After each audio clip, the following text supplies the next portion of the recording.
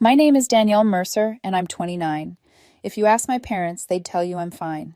Doing okay. Getting by. The kind of vague description people use when they don't want to admit they don't really know your life anymore. But I remember every time they proved it. Every "we forgot to tell you." Every "it just didn't work out." Every trip I saw later in photos, smiling faces in places I'd never been, posted like I was never supposed to notice the empty space where I should have been. So when Dad stood up at my younger sister Ashley's 23rd birthday dinner, tapping his glass with a fork like he was about to deliver something grand, I didn't expect anything good. The table was crowded and loud. Drinks had been passed around so many times I'd stopped counting. Dad was 5 drinks in, maybe more, his cheeks flushed, his grin wide. Ashley sat beside her husband Josh, glowing in that way people glow when they're used to being celebrated. Dad cleared his throat and said, "We decided to go to Europe without you." I blinked. Without me? I waited for the punchline, for him to laugh and say he was joking, for someone to glance my way and realize how brutal that sounded. But Ashley cut in before I could even speak. "Good," she said, smiling like she'd just told the joke of the century. Everyone laughed. Not real laughter. That awkward, half-hearted kind where people aren't sure if it's safe, but they don't want to be the one who kills the mood. And honestly, I wasn't even angry. It was just familiar. Another reminder that I was always the odd one out, that no matter how many times I showed up, no matter how many birthdays I attended, no matter how many polite smiles I forced, I was still optional. My parents had taken 4 big trips over the past few years, and I'd never been invited. I always made excuses, work schedule, timing, like whatever lie was easiest to swallow, but this time I wasn't in the mood to pretend. So I laughed too. That caught everyone off guard. I leaned back in my chair, took a slow sip of my drink, and asked, "What money do you plan to use for this trip?" Mom and Dad exchanged confused looks. "What do you mean?" Dad asked, his grin fading. I chuckled again, shaking my head like I couldn't believe I was the only one willing to say it out loud. "Do you know that Ashley and her husband spent all the money you gave them?" You could have heard a pin drop. Ashley's expression hardened instantly. "That's not true," she snapped. Dad's face darkened. "What money are you talking about?" I exhaled and decided to lay it all out. Right there, right in the middle of the birthday candles and half-eaten cake. "The money you gave Ashley and Josh to save for a house," I said. "They're not saving it. They're blowing it on clubs and restaurants and other crap. The accounts you set up for them are empty." For a moment, nobody moved. Dad stared at Ashley, then at Josh. Josh looked like he wanted to sink into the floor. Mom's mouth opened slightly like she was trying to process the words, like they didn't fit the version of Ashley she'd carried in her head for years. "Danielle's lying," Ashley blurted out. "You always do this. You can't stand to see me happy, so you make up stories to turn Mom and Dad against me." I shrugged, keeping my voice calm because I already knew what she was doing, turning it into jealousy, because that was easier than admitting the truth. "You can check the accounts yourself," I said. "It won't take long to see who's telling the truth." Josh didn't say a word. He just kept staring at his plate, hoping everyone would forget he was there. Ashley glared at him, and the way her eyes narrowed told me she wanted him to save her, to jump in, to lie with confidence, to back her up. But he stayed silent, and that silence was louder than any confession. Just like that, the fight exploded. My parents started yelling at Ashley and Josh, demanding answers. Ashley yelled back, at them, at me, throwing out excuses, accusations, anything she could grab.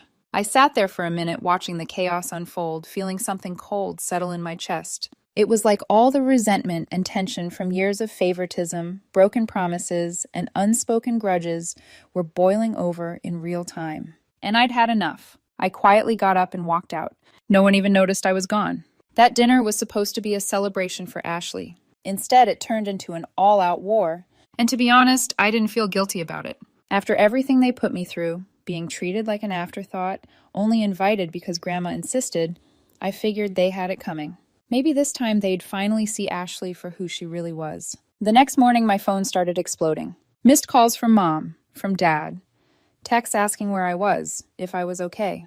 It was like they suddenly remembered I existed. I didn't respond at first. I wasn't in a hurry to step back into their drama after last night's circus. But when I finally decided to call Mom back, she was practically vibrating through the phone.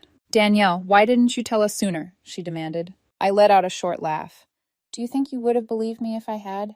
She went quiet. And in that silence, I could almost hear her thinking, realizing I was right, realizing that over the years, they'd always sided with Ashley.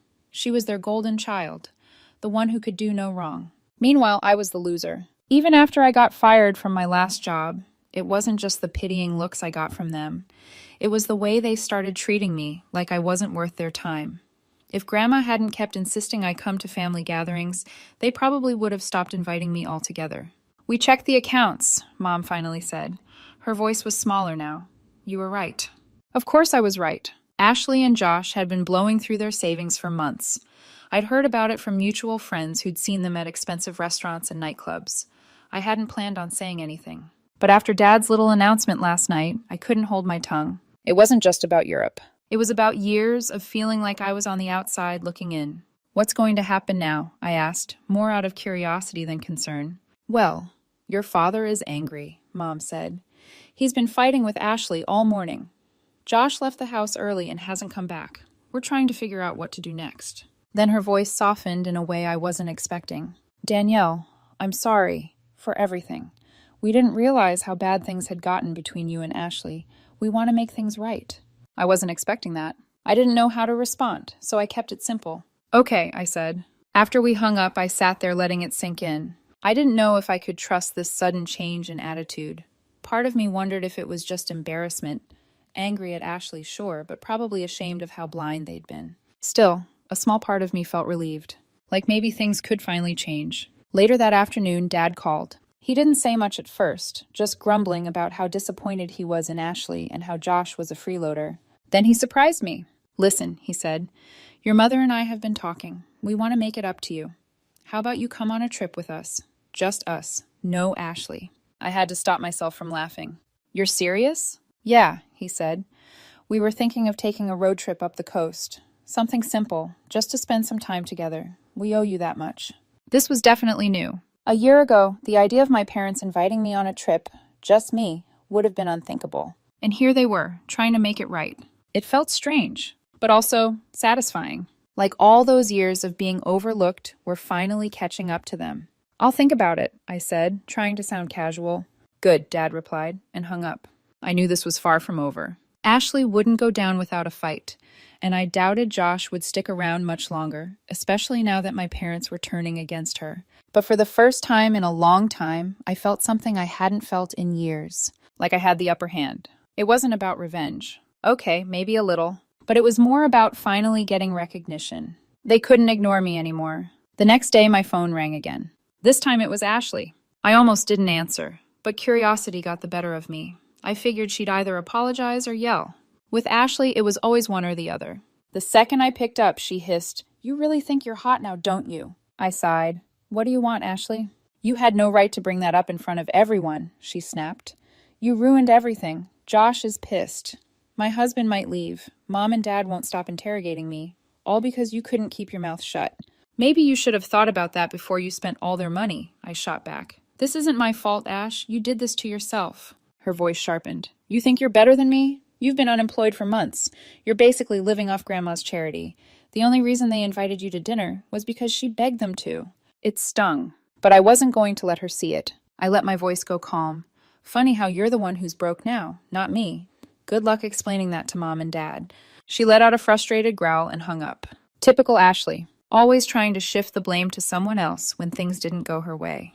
I figured that was the last I'd hear from her for a while. I was wrong. Because later that day, Mom called again, and her voice was tight with panic.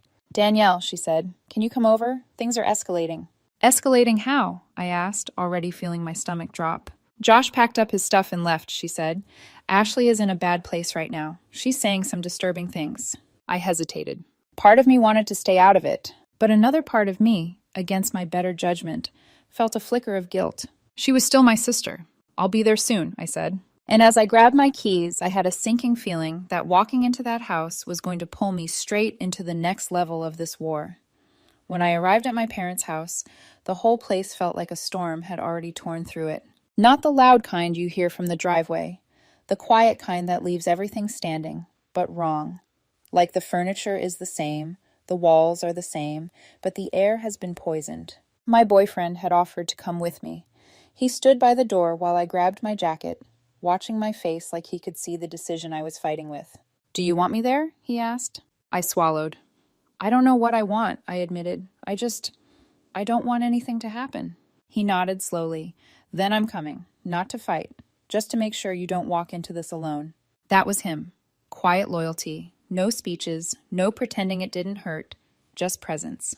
So when we pulled up and I saw Ashley pacing behind the living room window like a trapped animal, I felt his hand tighten around mine for half a second. Inside, Mom and Dad looked exhausted.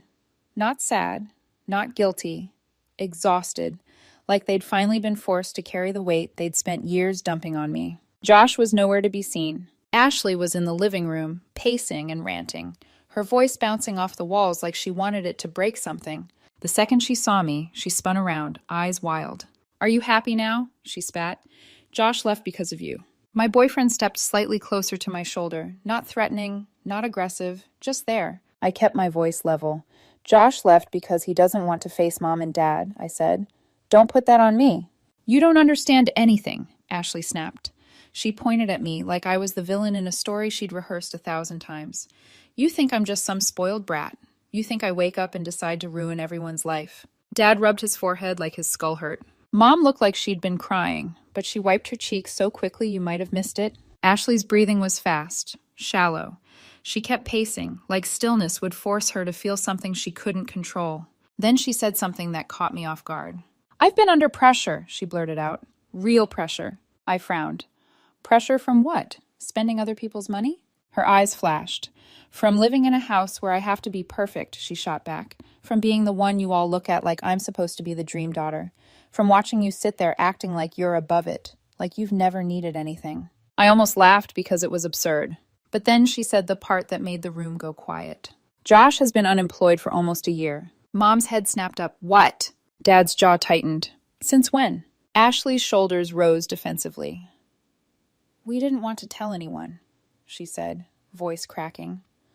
Because we knew you'd judge us. We thought we could handle it. We thought it would turn around. Josh, unemployed. For a year. I stared at her, trying to reframe everything I'd been watching from the outside. The clubs, the restaurants, the forced laughing photos, the way she'd always looked like she was sprinting to stay ahead of something. So instead, I said slowly, you used the savings Mom and Dad gave you. You drained it. She flinched. We thought we could replace it. You didn't replace it, I said. Her eyes watered, but her voice sharpened again, like vulnerability offended her. And of course you couldn't wait to kick me when I was down, she snapped. You couldn't wait to embarrass me.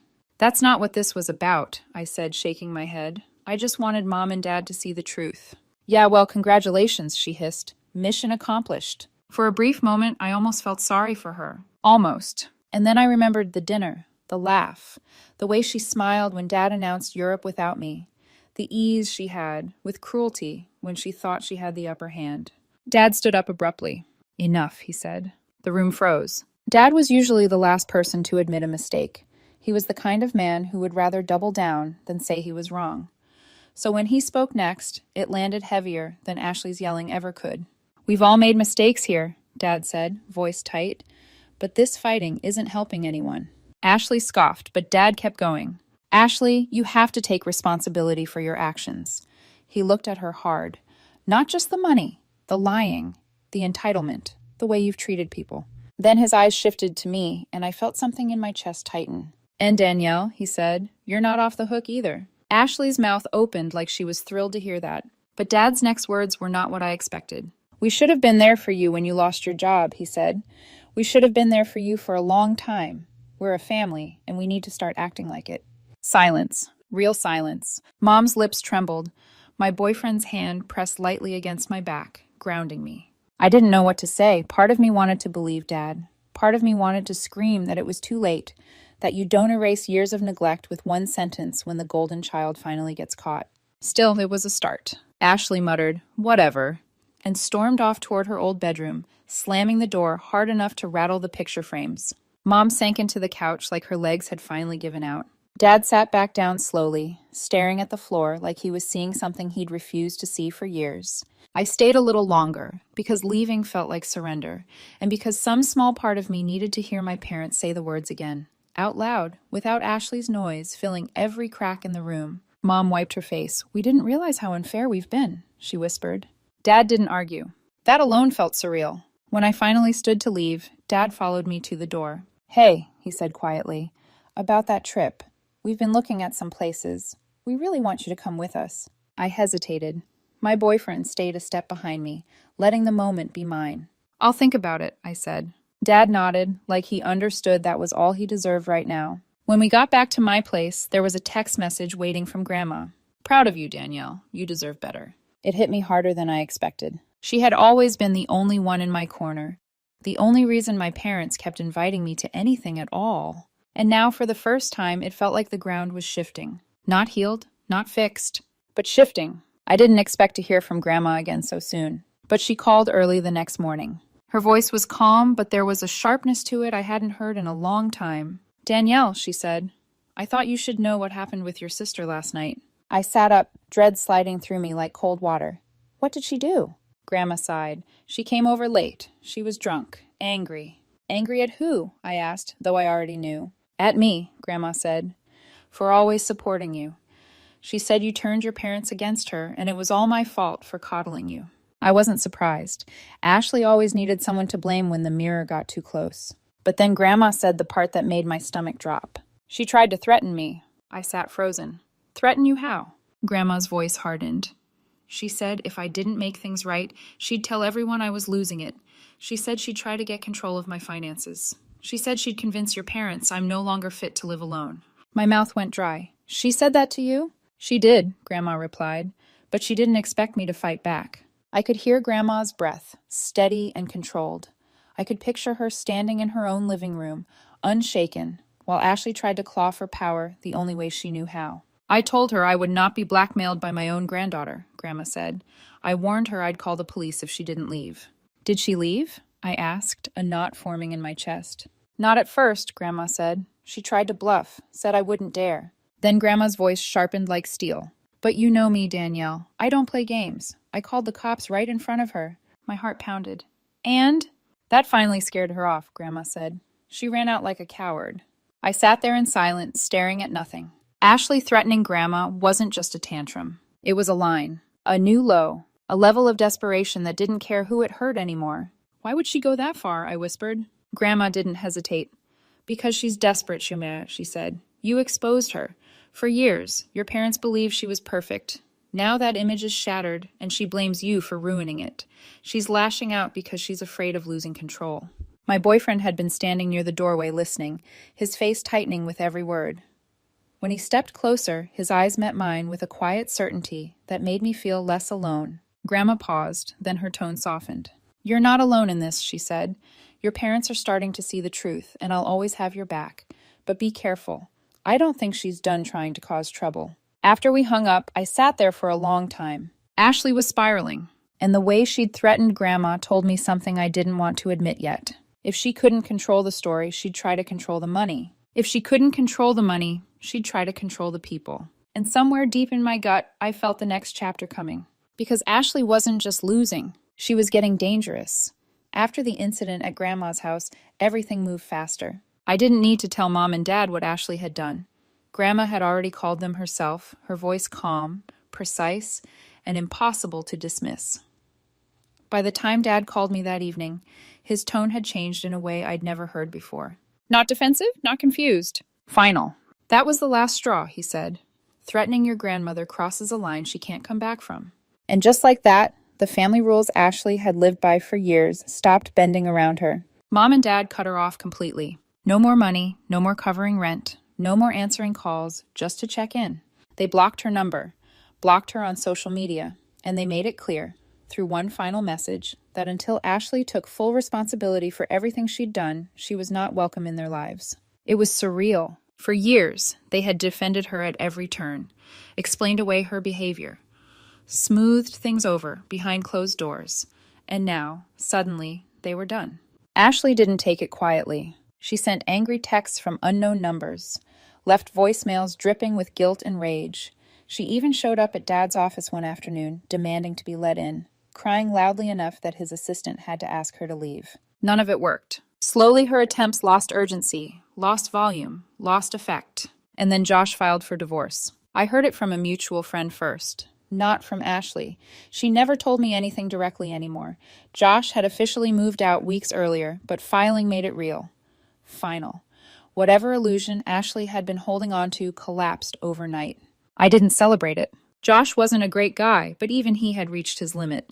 Living inside Ashley's chaos had worn him down until leaving felt like survival. After that, Ashley disappeared again. For weeks, no one heard anything. No messages, no sightings, no drama leaking through other people. I knew better than to think that meant peace. About 2 months later, Mom called me with a heaviness in her voice. "She showed up here today," she said. My chest tightened. "Ashley?" "Yes," Mom replied. "She just appeared on the doorstep." I pictured it instantly. The knock, the pause. Ashley standing there with that look she used when she wanted to look fragile instead of guilty. "What did she want?" I asked. Mom exhaled slowly. "She said she had nowhere else to go. She begged us to let her stay, just for a little while. She said she was ready to start over, that she wanted to fix things." I closed my eyes. "And?" I asked. "We said no," Mom said. The word landed heavier than I expected. "You really turned her away?" I asked quietly. "Yes," Mom replied. "Your father and I agreed. We can't keep enabling her. We told her she needs to take accountability for the money, the lies, the threats, everything. Until she does that, she can't stay here." I felt a strange mix of emotions twist together in my chest. Shock, relief, and guilt. "How did she take it?" I asked. "Not well," Mom admitted. "She got angry, accused us of abandoning her, said we were brainwashed by you and Grandma, but we didn't give in. Eventually, she left." I let out a breath I didn't realize I'd been holding. For once, my parents had stood their ground. It felt strange, watching the roles finally reverse. Ashley had always been the favorite, the protected one, the exception to every rule. Now she was facing consequences she couldn't talk her way out of. A few days later, I heard through a mutual friend that Ashley was staying at a cheap motel on the edge of town. No job, no husband, no family willing to rescue her. For the first time in her life, she was completely on her own. Weeks passed, then months. Ashley became a ghost. My parents barely mentioned her. When they did, it was brief and careful, like touching an old bruise. Word spread quietly that she'd moved to another city a few hours away. No one knew exactly where. No one seemed eager to find out. It was like the entire family had finally agreed, without saying it out loud, to stop chasing her chaos. And while Ashley faded out, something unexpected happened. My relationship with my parents began to change. Not magically, not overnight, but honestly. We spent more time together, had conversations that didn't revolve around Ashley. They admitted things I'd waited years to hear, that they hadn't been fair, that they'd leaned too heavily on Grandma to handle me, especially after I lost my job. They didn't excuse themselves. They owned it. And when Dad brought up the road trip again, the one he'd mentioned after the dinner, I said yes. Just once. The trip was awkward at first. Long stretches of silence, polite conversations that felt like we were learning how to be around each other without Ashley dominating the space. But as the days passed, something softened. We laughed, shared stories, ate meals without tension hovering over the table. For the first time in a long time, I didn't feel like the extra child no one wanted around. I felt like I belonged. Ashley, meanwhile, tried a new tactic. After months of silence, I got a message from her. No threats, no insults. Just victimhood. "Danielle, I know I messed up," she wrote. "I'm sorry for everything. I've been through so much. Josh left me. Mom and Dad turned their backs on me. I'm all alone. I don't have anyone. Please, can we just talk?" I stared at the message for a long time. Part of me wanted to believe her, wanted to think maybe she'd finally hit rock bottom and was ready to change. But the smarter part of me recognized the pattern. Ashley never reached out because she cared about me. She reached out because she wanted something. And this time, I wasn't going to give it to her. I didn't respond. Neither did my parents when she tried again. That silence wasn't punishment. It was a boundary. The last I heard, Ashley was still in that new city, working part-time, scraping by, no big comeback, no dramatic redemption arc. Just consequences. And strangely enough, I didn't feel angry anymore. I didn't feel pity either. I felt indifferent. She had made her choices. And for the first time, she was living with them. A few months after Ashley disappeared from our daily lives, I realized something unsettling. I wasn't waiting for her anymore. For years, even when she wasn't physically present, she'd lived in my head, in the tension before family gatherings, in the careful way I chose my words, in the constant expectation that the next call, the next crisis, the next manipulation was just around the corner. And now there was nothing. No dread, no anticipation, no vigilance. Just space. Mom and Dad kept their distance from the subject of Ashley, not because it was forbidden, but because there was nothing left to say. When her name did come up, it was usually followed by a quiet sigh and then a change of topic. They weren't pretending she hadn't existed. They were accepting who she was and what she'd cost them. One evening, after dinner at my parents' house, Mom surprised me by saying something I'd waited my whole life to hear. "We should have protected you better," she said softly. "We let things slide because it was easier than confronting them, and you paid for that." Dad nodded. "We won't do that again." There were no excuses in their voices, no justifications, just truth. It didn't erase the past, but it closed a door I'd been standing in front of for years. As for me, things slowly started to improve. I found steady work again. Not glamorous, not perfect, but honest. Mine. I stopped measuring myself against Ashley's imagined success and started rebuilding my life on my own terms. I wasn't the loser of the family anymore. I was just me. Ashley tried one last time to reach out. It came as an email, long and carefully written, filled with words like reflection, growth, and healing. She talked about therapy she'd considered, about lessons she was learning, about wanting to reconnect as sisters. I read it once, then I closed it. I didn't forward it to my parents. I didn't ask Grandma what she thought. I didn't analyze it for hidden hooks. I simply let it go unanswered. That was the real ending. Not the yelling, not the exposure, not the fallout. The moment I realized I didn't owe her a response. The last I heard, Ashley was still living in that other city, still working part-time, still rebuilding slowly, without applause or rescue. No dramatic turnaround. No redemption arc anyone clapped for. Just consequences unfolding quietly. And maybe that was the most fitting ending of all. Because Ashley had always needed an audience. And now there wasn't one. Sometimes people who try to control everything end up losing it all. And sometimes the people they tried to control finally get their lives back. For the first time, I don't feel like I'm standing in someone else's shadow. I feel solid, present, seen. And that's more than enough.